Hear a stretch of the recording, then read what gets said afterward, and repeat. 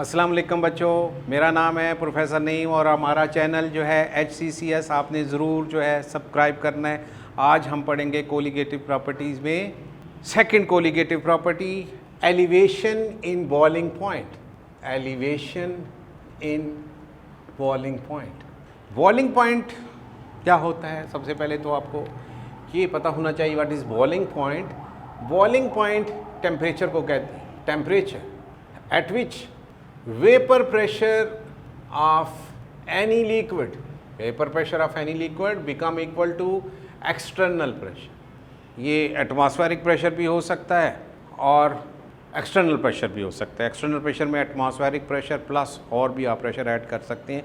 जैसे pressure cooker है तो प्रेशर कुकर जो है इसमें एक्सटर्नल प्रेशर जो है वेट होता है जो प्लस एटमॉस्फेरिक प्रेशर, दोनों उसमें शामिल हैं। तो जब किसी लिक्विड का वेपर प्रेशर इस एक्सटर्नल प्रेशर के इक्वल होता है तो that temperature is boiling point of that liquid. अगर हम वेपर प्रेशर और टेम्परेचर ग्राफ प्लॉट करें, टेम्परेचर यहाँ पे रखते हैं जी, वेपर प्रेशर। वेपर प्रेशर और टेम्परेचर का आपस में क्या रिलेशन है ये भी आपको पता होना चाहिए। जब किसी लिक्विड का टेम्परेचर इंक्रीज़ किया जाता है, लिक्विड मॉलिक्यूल जो हैं उनकी एनर्जी इंक्रीज़ होती है तो उनकी एस्केपिंग टेंडेंसी बढ़ जाती है, यानी लो टेम्परेचर पर कम वेपर मॉलिक्यूल बनते हैं और टेम्परेचर ज़्यादा करेंगे तो ज़्यादा वेपर मॉलिक्यूल बनेंगे। जब वेपर मॉलिक्यूल ज़्यादा होंगे तो प्रेशर भी ज़्यादा होगा। इसका मतलब ये हुआ कि टेम्परेचर इंक्रीज़ करने से वेपर प्रेशर इंक्रीज़ होता है। ये अगर हम ग्राफ प्लॉट करें तो इस तरह से ग्राफ आएगा। दिस इज़ प्योर सॉल्वेंट, यानी एक लिक्विड है, प्योर लिक्विड है। जैसे जैसे टेम्परेचर इंक्रीज़ हो रहा है वेपर प्रेशर उसका इंक्रीज़ हो रहा है। एक ऐसी स्टेज आती है कि जब ये वेपर प्रेशर जो है एक्सटर्नल प्रेशर के इक्वल हो जाता है। अब ये एक्सटर्नल प्रेशर है, दिस इज़ एक्सटर्नल प्रेशर और ये 760 मिलीमीटर। तो जब एक्सटर्नल प्रेशर 760 है, यही एटमॉस्फेरिक प्रेशर है, दिस इज एटमॉस्फेरिक प्रेशर भी यही है 760। तो इस टेम्परेचर पे दैट टेम्परेचर, ये टेम्परेचर जो है this is boiling point of solvent, यानी प्योर लिक्विड जो है ये इस टेम्परेचर पे बॉयल करेगा। क्यों? इस टेम्परेचर पर एक्सटर्नल प्रेशर 760 हो गया है और एटमॉस्फेरिक प्रेशर भी 760 है, दिस इज इक्वल, या दोनों इक्वल हो गए हैं। तो that is the boiling point of solvent, यानी बॉइलिंग पॉइंट ऑफ लिक्विड। तो लास्ट टाइम मैंने आपको ये बताया था कि जब किसी लिक्विड के अंदर हमने non volatile, non electrolyte solute add करके सोल्यूशन बनाना है तो सोल्यूशन में सॉल्यूट पार्टिकल और सॉल्वेंट पार्टिकल में अट्रैक्शन होगी, जिसकी वजह से वेपर प्रेशर जो होगा वो कम हो जाएगा। यानी जब हम सोल्यूशन बनाएंगे तो सोल्यूशन का जो वेपर प्रेशर है वो सॉल्वेंट के वेपर प्रेशर से कम हो गया। क्यों हुआ? वजह क्या है? वजह ये है कि प्योर सॉल्वेंट में एक तरह के मॉलिक्यूल हैं, ये आपको प्योर सॉल्वेंट नज़र आ रहा है, प्योर सॉल्वेंट। तो यहाँ पर इसके वेपर्स हैं, ठीक है, इनका प्रेशर होगा, ये वेपर्स हैं। जब आप इस सॉल्वेंट के अंदर सॉल्यूट पार्टिकल ऐड करते हो, यानी अब क्या किया हमने, इसके अंदर सॉल्यूट पार्टिकल भी एंटर कर दिए, तो सॉल्यूट पार्टिकल इसके अंदर जब आएंगे तो क्या होगा जी, फोर्स ऑफ अट्रैक्शन सॉल्वेंट और सॉल्यूट पार्टिकल में इंक्रीज़ होगी। तो यहाँ पर वेपर जो हैं लेस होंगे, लेस वेपर, यहाँ पे मोर वेपर्स हैं। क्यों? प्योर सॉल्वेंट है। जब हम इस सॉल्वेंट के अंदर ये नॉन वोलाटाइल सॉल्यूट ऐड करना है ताकि इसके वेपर्स ना हो और नॉन इलेक्ट्रोलाइट भी हो, तो जब हम non volatile non electrolyte solute add करेंगे तो यहाँ पे वेपर सॉल्यूट के नहीं होंगे, सिर्फ और सिर्फ सॉल्वेंट के ही होंगे, लेकिन नंबर में कम हो जाएंगे इसके मुकाबले में। तो इसलिए जो सोल्यूशन है उसका वेपर प्रेशर प्योर सॉल्वेंट से कम हो गया। अब अगर हम इसको हीट करें तो इसका वेपर प्रेशर भी बढ़ेगा। तो ये वेपर प्रेशर जो है टेम्परेचर इंक्रीज़ कर रहे हैं, बढ़ रहा है। तो ये इस पॉइंट पे आके सोल्यूशन, दिस इज सोल्यूशन। तो सॉल्यूशन का वेपर प्रेशर एक्सटर्नल प्रेशर के इक्वल हो गया। तो this is boiling point of solution, तो that is delta T B, यानी एलिवेशन इन बॉइलिंग पॉइंट। तो बॉइलिंग पॉइंट में एलिवेशन ज़्यादा कब होगी? जब सैल्यूट पार्टिकल नंबर में बढ़ेंगे, वेपर्स का नंबर कम होगा अट्रैक्शन ज़्यादा होने की वजह से, और सॉल्यूशन जो है उसका वेपर प्रेशर और अगर कम हो जाए सैल्यूट ऐड करने से, तो इसको भी अगर हम एक और सॉल्यूशन देखते हैं, एक और बन गया, तो इसका भी जो है तो ये हो जाएगा न्यू सॉल्यूशन नंबर 2, ये 2 ये 1 है, यानी इसमें सैल्यूट पार्टिकल कम है, इसमें ज़्यादा हो गया और ज़्यादा जो है वेपर प्रेशर कम होगा। तो जैसे जैसे सैल्यूट पार्टिकल का नंबर इंक्रीज़ होगा तो ये जो एलिवेशन होगी बॉइलिंग पॉइंट में, this is elevation in boiling point, ये जो है ये भी इंक्रीज़ होगी। तो ये जो एलिवेशन बॉइलिंग पॉइंट में हो रही है ये किसके ऊपर डिपेंड कर रही है? ये सैल्यूट पार्टिकल के नंबर पे डिपेंड कर रही है। तो वो प्रॉपर्टी जो सैल्यूट पार्टिकल के नंबर पे डिपेंड करती हैं उनको हम कहते हैं कोलिगेटिव प्रॉपर्टी। तो एलिवेशन जो हो रही है बॉइलिंग पॉइंट में, पहले एलिवेशन कम थी, अब एलिवेशन ज़्यादा हो गई है। आपने कंपेयर करना है सॉल्वेंट जो है उसका जो बॉइलिंग पॉइंट है उसके साथ, और ये सॉल्यूशन 1 का बॉइलिंग पॉइंट है और ये होगा बॉइलिंग पॉइंट ऑफ सॉल्यूशन 2। इसका मतलब ये हुआ कि एलिवेशन जो बॉइलिंग पॉइंट में है mathematically, this is directly proportional to m। What is m? m is molality. What is m? Molality. अभी क्वेश्चन है कि जी ये मोलैलिटी जो है क्यों, मोलैरिटी क्यों नहीं? मोलैलिटी एक ऐसा यूनिट है जिसमें सॉल्वेंट चेंज नहीं होता, सॉल्वेंट जो है वो फिक्स रहता है। Elevation in boiling point is directly proportional to molality, m is molality. तो मोलैलिटी क्यों, बाकी भी तो यूनिट हैं उनके ऊपर क्यों नहीं ये डिपेंड कर रहा? मोलैलिटी एक ऐसा यूनिट है जिसमें सॉल्वेंट फिक्स हो जाता है पर केजी ऑफ सॉल्वेंट, यानी आपने सॉल्वेंट को फिक्स कर दिया हुआ है और उसके अंदर सैल्यूट पार्टिकल को चेंज कर रहे हैं, तो इसलिए एलिवेशन जो है ये डायरेक्टली प्रोपोर्शनल है मोलैलिटी, यानी अगर सॉल्यूशन की मोलैलिटी ज़्यादा होगी तो एलिवेशन जो है बॉइलिंग पॉइंट में ज़्यादा होगी। अब मोलैलिटी क्या होती है? What is molality? हम पढ़ चुके हैं। Molality is number of mole of salute, number of mole of salute पर केजी सॉल्वेंट। अब इसको अगर हम नंबर ऑफ मोल को W2/M2 कर लें, दिस इज़ मोल, और ये जो किलोग्राम है ये 1000/W1 कर लें। What is W1?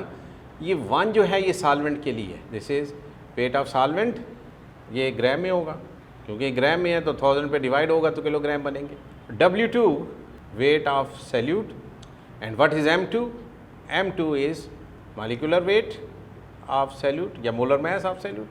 ठीक है, अब ये जो इक्वेशन है इसमें सबसे पहले अगर हम इस प्रोपोर्शनलिटी को हटाएं तो कांस्टेंट लगाएंगे Kbm। Kb क्या है? ये मोलल बॉइलिंग पॉइंट कांस्टेंट है, molal boiling point constant. Molal boiling point constant क्या है? देखिए दिस इज़ अ कांस्टेंट, यानी अगर सॉल्यूशन 1 मोलल हो, 1 मोलर सॉल्यूशन हो, यानी 1 kg सॉल्वेंट में 1 मोल सैल्यूट का ऐड किया जाए, दैट इज़ 1 मोलर सॉल्यूशन। तो 1 मोलर सॉल्यूशन में जो एलिवेशन होगी बॉइलिंग पॉइंट में, 1 मोलर सॉल्यूशन में, that is molar boiling point constant, ये कांस्टेंट होगा। यानी अगर हम वाटर जो है उसको सॉल्वेंट लेते हैं, सपोज वाटर सॉल्वेंट है, 1 kg वाटर, इसमें आप 60 ग्राम यूरिया डालते हैं। 60 ग्राम यूरिया जो है ये 1 मोल के इक्वल है, तो ये सॉल्यूशन बनेगा 1 मोलल। एक और सॉल्यूशन ले लें, इसमें भी 1 kg वाटर हम लेंगे, सॉल्वेंट फिक्स है 1 kg, और इसमें हम 1 मोल ग्लूकोज के डाल देते हैं, यानी 180 ग्राम। तो यहाँ पे जो बॉइलिंग पॉइंट आएगा वो 100.52 आएगा सेंटीग्रेड, और यहाँ भी जो बॉइलिंग पॉइंट होगा 100.52 आएगा। इसका मतलब है कि 0.52 एलिवेशन हो गई। प्योर वाटर जो है उसका बॉइलिंग पॉइंट है 100 डिग्री सेंटीग्रेड, यहाँ 1 मोलर सोल्यूशन है, ये भी 1 मोलर सोल्यूशन है, तो बॉइलिंग पॉइंट जो है इनका 100.52, तो 0.52 एलिवेशन हो गई। तो दिस इज़ Kb, Kb फिर क्या होगा 0.52। इसका यूनिट क्या होगा? अब देखें, जो KB है molar boiling point constant, delta TB over M, तो डेल्टा TB क्या होगा जी? किस में होगा? सेंटीग्रेड में, और पर मोलर 0.52 सेंटीग्रेड पर मोल, यानी एक मोलर सॉल्यूशन जो है उसका जो बॉइलिंग पॉइंट है that is KB, molar boiling point constant. Elevation in boiling point, this is elevation in boiling point when solution is taken 1 molar. और 1 मोलर सॉल्यूशन कैसे बना है ये भी ज़हन में रखिएगा। 1 molar solution is prepared by adding 1 mole non volatile non electrolyte solute. ठीक है, इलेक्ट्रोलाइट नहीं है, नॉन इलेक्ट्रोलाइट नॉन वोलेटाइल, दोनों नॉन होने चाहिए, वोलेटाइल भी नहीं हो और इलेक्ट्रोलाइट भी ना हो, क्योंकि इलेक्ट्रोलाइट जो होते हैं वो एक जैसे पार्टिकल नहीं देते। जैसे 1 मोल सोडियम क्लोराइड है, ये 1 मोल सोडियम आयन देगा, 1 मोल क्लोराइड देगा, 2 मोल पार्टिकल दे दिए। अगर 1 मोल मैग्नीशियम क्लोराइड डालें, ये भी 1 मोल है, लेकिन ये पार्टिकल जो है ये 2 मोल नहीं देगा। क्यों? इसमें 1 मोल मैग्नीशियम के और 2 मोल जो है क्लोराइड के टोटल जो पार्टिकल होंगे वो 3 मोल होंगे। तो यहाँ रिलेशन नहीं बनेगी। रिलेशन यहाँ बनती है कि यहाँ 1 मोल यूरिया है, पार्टिकल कितने देगा? Avogadro number. यहाँ 1 मोल ग्लूकोज है, कितने पार्टिकल होंगे? Avogadro number. तो पार्टिकल एक जैसे हैं। जब पार्टिकल एक जैसे हैं तो एलिवेशन एक जैसी है। जब पार्टिकल एक जैसे नहीं होंगे तो एलिवेशन एक जैसी नहीं होगी। ठीक है, ये प्रॉपर्टी जो है ये सैल्यूट पार्टिकल के नंबर पे डिपेंड कर रही है, इसलिए तो हम कहते हैं कोलिगेटिव प्रॉपर्टी। तो elevation in boiling point is colligative property. ये आपके सामने ग्राफ भी इंडिकेट कर रहा है कि बॉइलिंग पॉइंट जो है एलिवेट कर रहा है। क्यों कर रहा है? क्योंकि सैल्यूट पार्टिकल जो है उसका नंबर बढ़ रहा है। तो अगर हम इस इक्वेशन में, दिस इज इक्वेशन 1, हम m की वैल्यू पुट कर दें, putting the value of m in equation 1, equation 1 में आप m की वैल्यू पुट करें तो delta TB is equal to KB into, हाँ ये है ना m, W2 over M2 multiplied by 1000 over W1। अब M2 जो है आप इस तरफ ले आएँ तो KB over delta TB into W2 over W1 multiplied by 1000। तो इस फार्मूला से आप क्या फाइंड कर सकते हैं? आप non volatile non electrolyte salute जो है उसका मोलर मास या मॉलिक्यूलर वेट आप फाइंड कर सकते हो। ठीक है, this is the application of elevation in boiling point कि हम इस प्रॉपर्टी से, जो कोलिगेटिव प्रॉपर्टी है, हम नॉन वोलेटाइल नॉन इलेक्ट्रोलाइट जो है सैल्यूट उसका मोलर मास फाइंड कर सकते हैं। मोलर मास फाइंड करने के लिए आपको क्या चीज़ें चाहिए होंगी?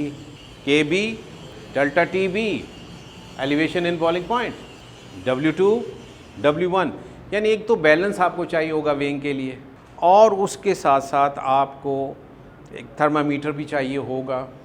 वो किस लिए चाहिए होगा? बॉइलिंग पॉइंट नोट करने के लिए। अब बॉइलिंग पॉइंट नोट करने के लिए जो हमें चाहिए होगा थर्मामीटर, वो ख़ास थर्मामीटर होगा, यानी ऐसा थर्मामीटर जो कम से कम चीज़ को भी रीड कर ले। ऑर्डिनरी थर्मामीटर में एक डिवीजन जो होती है वो 1 डिग्री सेंटीग्रेड होती है। तो फ़र्ज़ करें यहाँ पे आपने देखा है कि बॉइलिंग पॉइंट में जो एलिवेशन हो रही है वो 0.52 की हो रही है, तो फिर 0.52 तो आप चेक ही नहीं कर सकते। तो हमें ऐसा थर्मामीटर चाहिए होगा जो बहुत कम जो है चेंज टेम्परेचर में उसको भी डिटेक्ट कर ले। तो that is Beckmann thermometer. Beckmann thermometer में एक डिवीजन जो होती है वो 0.01 डिग्री सेंटीग्रेड की होती है, यानी एक डिवीजन 0.01 डिग्री सेंटीग्रेड, यानी 1 डिग्री सेंटीग्रेड के आपने 100 इसे कर लिए। यहाँ से और यहाँ तक अगर 1 डिग्री सेंटीग्रेड है तो इसके दरमियान आपने 100 और डिवीजन कर ली हैं। तो एक डिवीजन जो है वो 0.01 डिग्री सेंटीग्रेड की है, डैट इज़ बेकमैन थर्मामीटर।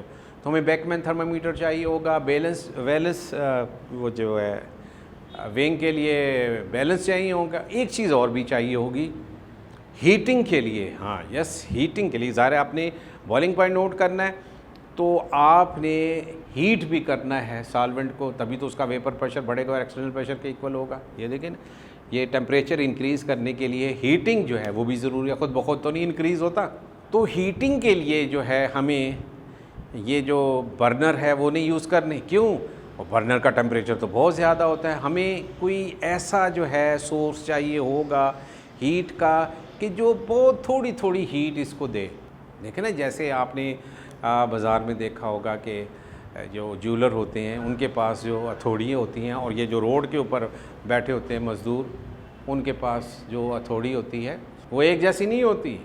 तो उसके लिए जो है बेटा आपको जो इंस्ट्रूमेंट चाहिए ना, ज़ाहिर एक रिंग बनानी है तो हीट करना है, तो वो छोटी छोटी जो है हैमर जो है उनमें चाहिए होंगे।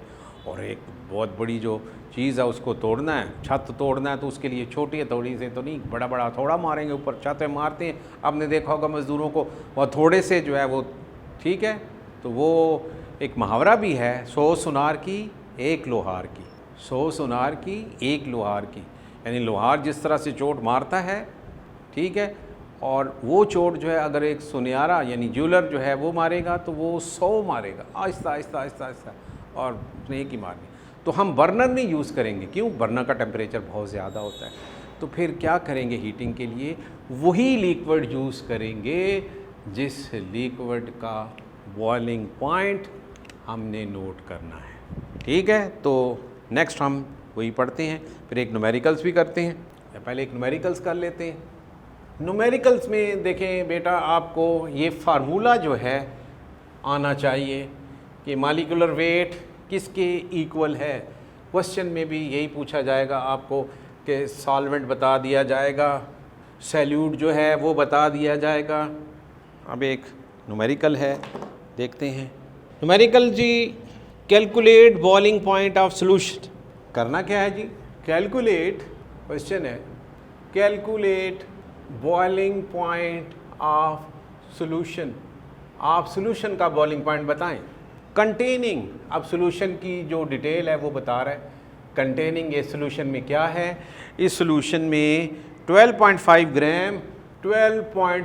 ग्राम benzoic acid in 110 gram of benzene, 110 gram of benzene.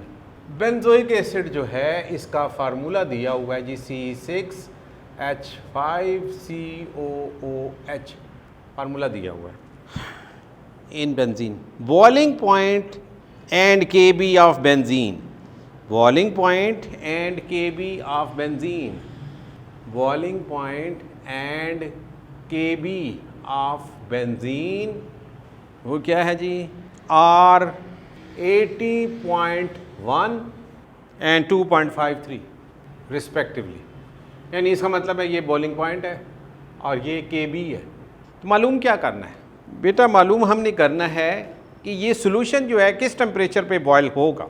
अब बच्चे जो है ये कहते हैं सर ये कैसे होगा, हमें तो एलिवेशन बताई थी। और बेटा अगर आपको ये बता दिया जाए कि ये जो है बॉइलिंग पॉइंट है, आप एलिवेशन निकाल लें कि कितनी एलिवेशन हुई है, तो आप सॉल्यूशन का बॉइलिंग पॉइंट नहीं बता सकते। इस वही बात हो गई, एक आदमी कहीं नौकरी करता है तो उसकी वहाँ पे तनख्वाह जो है 20,000 है, ठीक है। अब उसकी तनख्वाह 1,000 बढ़ गई है। क्वेश्चन पूछा जा रहा है क्या वो कितनी सैलरी जो है उसकी है, और भाई जितनी बड़ी है उसकी सैलरी में ऐड कर दो। तो भाई जितना बॉइलिंग पॉइंट है किसका? बेंजीन का 80.1 है, तो जो एलिवेशन होगी इसमें ऐड कर दो तो सॉल्यूशन का बॉइलिंग पॉइंट आ जाएगा। हमें पहले एलिवेशन ही फाइंड करनी है, इस न्यूमेरिकल में एलिवेशन ही फाइंड करनी है, यानी delta TB elevation in boiling point ये मालूम करनी है। KB की वैल्यू आपको बता दी गई है 2.53, ठीक है, और W2 W1 ये भी बता दिए गए। W2 क्या होता है? वेट ऑफ सैल्यूट और वेट ऑफ सॉल्वेंट। बताएं जी वेट ऑफ सैल्यूट क्या है? कहते बच्चा सानू की पता जी ऐसी थे। वो सैल्यूट उसको कहते हैं जिसकी अमाउंट कम होती है। तो ये 12 है और ये 110 है, तो ये सॉल्वेंट हो गया ना, और ये सैल्यूट हो गया। अब कोई बच्चा जो है ये कहे जी मुझे पता नहीं चलता, तो उसको तो एक लगानी चाहिए तो भाई जो कम अमाउंट है वो सैल्यूट की है और जो ज़्यादा अमाउंट होती है वो सॉल्वेंट की होती है। ये पेपर में नहीं बताया जाएगा, आपने अक्ल इस्तेमाल करनी है। ये ना हो कि उस वक़्त अक्ल कहीं घास चरने चली जाए, अक्ल इस्तेमाल करनी है कि जिसकी अमाउंट कम है वो सैल्यूट है और जिसकी अमाउंट ज़्यादा है वो सॉल्वेंट है। तो वेट ऑफ सैल्यूट कितना है जी 12.5 ग्राम और weight of solvent 110 gram. M2 भी इसमें दिया हुआ है, मॉलिक्यूलर वेट, वो भी ज़रूरत पड़ेगी। ये किस लिए, ये दिया हुआ है ना फार्मूला, ये फार्मूला है हमें शौकिया नहीं दिया, ये किस लिए दिया गया है ताकि आप मॉलिक्यूलर वेट फाइंड कर सकें। तो C6H5COOH, तो कार्बन जो हैं ये 72 हो गए, 5 हो गए, फिर 12 हो गए, फिर 2 ऑक्सीजन है 32 हो गए प्लस 1 हो गए। तो ये कितने हो गए जी 2 और 5 7, 2 9, 10 और 2 12, 4 5 122। तो 122 ग्राम पर मोल ये आ गया। अब delta T B is equal to K B into W2 over W1 into 1000 over M2। यही था ना, M2 उधर ले गए तो वही, अब M2 उधर ही रहने दें।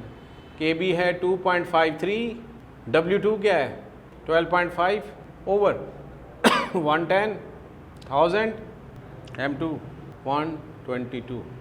तो इनको सॉल्व करें तो जो आंसर आएगा सारी चीज़ों को सॉल्व करने के बाद 2.3 आता जी 2.35 सेंटीग्रेड। अब डेल्टा टी भी आपको पता चल गया, एलिवेशन इन बॉइलिंग पॉइंट। तो अब मालूम क्या करना है, डेल्टा टी भी होती है elevation in boiling point. This is equal to T2 minus T1।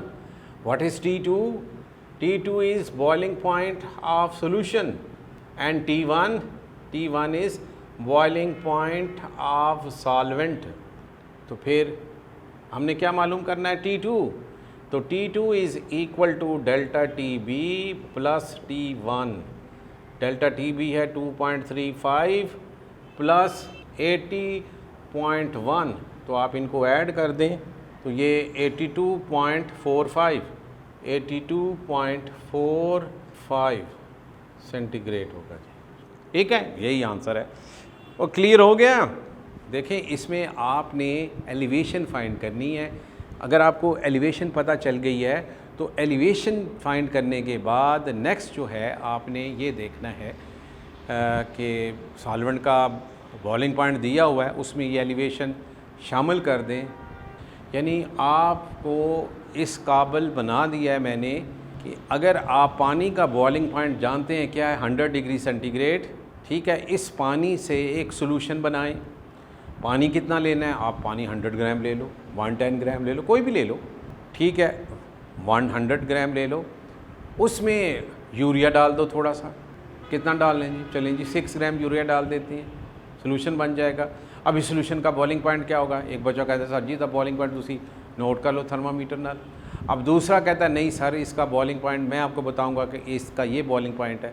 तो वो जो बताएगा और बाद में उसको हम चेक करेंगे, अगर एक जैसा है तो उसका मतलब है कि वो बच्चा जिसने बग़ैर चेक किए यानी उसको नोट किए बता दिया, डैट बच्चा जो है वो इंटेलिजेंट है ना, उसके पास नॉलेज आ गया। तो नॉलेज कैसे आया उसके पास इस तरीके से नॉलेज आया, ठीक है, उसने ये जो कोलिगेटिव प्रॉपर्टी है इसका यूज़ करके बताया है। वो ऐसे कोई नहीं बताता, कोई ना कोई फार्मूला लगाता है ना भाई, कोई फार्मूला लगाता है तो फिर जो है वो बता सकता है। बग़ैर फार्मूले के तो कोई नहीं बताएगा ना, जी तो कहला हाँ जी सोल्यूशन है कितना बॉइलिंग पॉइंट 10 जी, ऐसे तो नहीं बता सकते। उसके लिए प्रॉपर एक फार्मूला होगा, वो पुट करेगा उसमें डाटा और फिर बताएगा कि ये रिज़ल्ट है। अब आप चेक करें उतना ही आ रहा है तो उसका मतलब वो ठीक है। तो ये थी जी एलिवेशन इन बॉइलिंग पॉइंट। अब हमने इस बॉइलिंग पॉइंट को जो है नोट करना है कि जो एलिवेशन होती है बॉइलिंग पॉइंट में इसकी मेजरमेंट किस तरह की जाए। मेजरमेंट किस तरह से होगी मैंने आपको ये बताया है कि हमें इसके लिए क्या चाहिए होगा। इसके लिए हमें जो ऑपरेटर्स चाहिए, measurement of elevation in boiling point. Measurement किस तरह से करेंगे, इस मेथड का नाम है लैंड्सबर्गर मेथड। लैंड्सबर्गर मेथड इस मेथड में ये डायग्राम बना लें, पहले इसको स्टैंड पे लगा लें, यहाँ से इसे हीट करेंगे प्रेशर मेंटेन करने के लिए। इसमें जो है एक ग्लास ट्यूब लगाएंगे और एक जो अच्छा जी इसके अंदर हम लगाएंगे थर्मामीटर और स्टेरर। इसमें बेकमैन थर्मामीटर है और सिंपल है भाई डायग्राम ये बना गए, ठीक। अब यहाँ पे जो लिक्विड है और यहाँ पे जो लिक्विड है एक जैसा होना चाहिए। मसलन अगर इधर बेंजीन है तो यहाँ भी बेंजीन है, सेम सॉल्वेंट होने चाहिए, सेम प्योर बेंजीन, प्योर, यहाँ पे प्योर बेंजीन है। और यहाँ पे हम इसमें सैल्यूट भी ऐड करेंगे, नॉन वोलाटाइल नॉन इलेक्ट्रोलाइट। इसमें ये जो आपको नज़र आ रहा है ये है बेकमैन थर्मामीटर, इसकी 1 डिवीजन 0.01 डिग्री सेंटीग्रेड की होती है और बाकी जो है वो स्टेरर है, ठीक है। ये एक स्टेरर लगा हुआ है, ये बल्ब है, ये बल्ब। अब कैसे होगा जी, सबसे पहले हमने क्या करना है कि यहाँ पे जो सॉल्वेंट है, ठीक है, उसका वे कर लेना है कितना सॉल्वेंट हमने रखा है, ठीक है। वही सॉल्वेंट अलग फ्लास्क में रखना है, इसे हीट करना है। इसकी हीटिंग से क्या होगा, ये वेपर्स में चेंज होगा, जिसका टेम्परेचर ज़्यादा होगा वो वेपर्स इस बल्ब में आएंगे और कंडक्शन से ये सॉल्वेंट भी हीट अप होना शुरू होगा। जब ये बॉयल करे, जब ये सॉल्वेंट बॉयल करे तो उसका बॉइलिंग पॉइंट नोट कर लें थर्मामीटर से। इसके बाद क्या करना है कि इसके अंदर यानी इसको पहले ठंडा होने दें, उसके बाद आपने नोन अमाउंट जो है नॉन वोलाटाइल नॉन इलेक्ट्रोलाइट जो सैल्यूट है उसके अंदर डाल के सॉल्यूशन बनाना है और फिर इसी तरह से दोबारा से हीट करना है, ठीक है। देखें ये जो सॉल्वेंट है और ये जो सॉल्वेंट है ये एक जैसे होने चाहिए। ये बर्नर के इससे हीट नहीं करना कि इसी सॉल्वेंट के जो वेपर्स हैं, जिन जो बॉइलिंग पॉइंट पे टेम्परेचर होगा वेपर्स का, वो टेम्परेचर आहिस्ता आहिस्ता आहिस्ता इसको भी जो लिक्विड है इसको एनर्जी देगा तो ये भी बॉयल होगा। तो इस सोल्यूशन का बॉइलिंग पॉइंट नोट कर लें, ठीक है। जब सोल्यूशन का बॉइलिंग पॉइंट आप नोट कर लें तो फिर एलिवेशन जो है बॉइलिंग पॉइंट में डेल्टा टी बी आपको पता चल गया, डेल्टा टी बी, ठीक है। ये किसके इक्वल है, K B into W2 over W1 into 1000 over M2, और M2 आप निकालना चाहते हो M2, तो ये K B over delta T B into W2 over W1 into 1000। तो हम जो non volatile non electrolyte solute इसमें ऐड करेंगे उसका मॉलिक्यूलर वेट फाइंड कर सकते हैं, जैसे सिंपल में। तो इसके लिए जो आपको चीज़ चाहिए वो है जी बेकमैन थर्मामीटर, ठीक है। इसकी डिटेल भी वैसे किताबें भी लिखी हुई है, आप वहाँ से भी देख सकते हो, डायग्राम भी बनी हुई है, एक न्यूमेरिकल भी दिया हुआ है इसमें। कोलेस्ट्रॉल की एग्जांपल से जो है वो मैंने आपको करा दिया। आप कोलेस्ट्रॉल कर लें, बेंजोइक एसिड, कोई भी आप जो है यहाँ पे जो है कर लें। बस ये बेंजीन रखी है तो बेंजीन में आपने वो जो पीछे हमने न्यूमेरिकल किया है उसमें बेंजोइक एसिड ऐड किया था 12.5, कोई भी अमाउंट आप बेंजोइक एसिड इसकी उसमें ऐड करें, ठीक है। तो अब एक बच्चा कहता है सर ये के बी की वैल्यू कैसे फाइंड करते हैं। के बी मैंने आपको बताया था, this is molal boiling point constant. अगर सोल्यूशन जो है आप 1 मोलल बना लें तो जो एलिवेशन होगी वो फिक्स होगी, दैट इज़ कांस्टेंट के बी। उसके साथ कंपेयर करते हैं ना, देखें 1 मोल के साथ जो एलिवेशन होगी वो आपको पता चल गई। अब किसी और मोल के साथ 0.5, 0.2, 0.1 के साथ आप कंपेयर भी कर सकते हैं। अगर 1 के साथ ये एलिवेशन हुई है तो इसके साथ कितनी होगी बता सकते हो ना। देखें अगर मैं आपको कहता हूँ कि जी, अब ये MCQ में पूछा जा सकता है कि अगर 1 मोलल सोल्यूशन है यूरिया का, इसका बॉइलिंग पॉइंट क्या है जी 100.52 सेंटीग्रेड। 1 मोलल सोल्यूशन यूरिया का बॉइलिंग पॉइंट 0.1 मोलल का क्या होगा, नीचे ऑप्शन दिए हुए। हाँ जी क्या होगा, देखें अगर एक बच्चा कहता सर ये कैसे होगा, सिंपल सा है कि 1 मोलल में 0.52 एलिवेशन हुई है, ये एलिवेशन हुई है ना, भाई 100.52 उसका बॉइलिंग पॉइंट है ना, 1 मोलर सोल्यूशन का बॉइलिंग पॉइंट है 100.52, इसका मतलब 1 मोल डालने से एलिवेशन की, वाटर का बॉइलिंग पॉइंट तो पता है ना, वाटर का कितना होता है 100, तो ये 100.52 है, तो 1 मोल से एलिवेशन 0.52 हो गई। तो अगर ये 0.1 कर दें तो क्या होगा, तो ये हो जाएगा 0.052। अब बताएं कि सोल्यूशन का बॉइलिंग पॉइंट फिर क्या होगा, 0.1 मोलर का होगा 100.052 डिग्री सेंटीग्रेड। तो ये तो आप बग़ैर उसके भी कर सकते हो, थोड़ी सी अकल से देखिए ना, 1 के साथ ये है। अब मैंने क्या किया, ये समझे ये डेसिमल पॉइंट है, ये है ना, अब 1 से 0.1 कैसे बना, इसको मैं इधर ले आऊँ तो 0.1, अब ये है ना, इसको आप इधर ले आएँ तो ये क्या हो जाएगा, ये अगर इसको 0 को हटा देना, ये मैं इधर ले आया हूँ ना, तो ये 0.052। तो इस तरह का MCQ पूछा जा सकता है। तो आज के लिए इतना काफ़ी है, अपना ख्याल रखिएगा। कल इंशाल्लाह तीसरी कोलिगेटिव प्रॉपर्टी के साथ मिलेंगे। तब तक के लिए अल्लाह हाफिज़।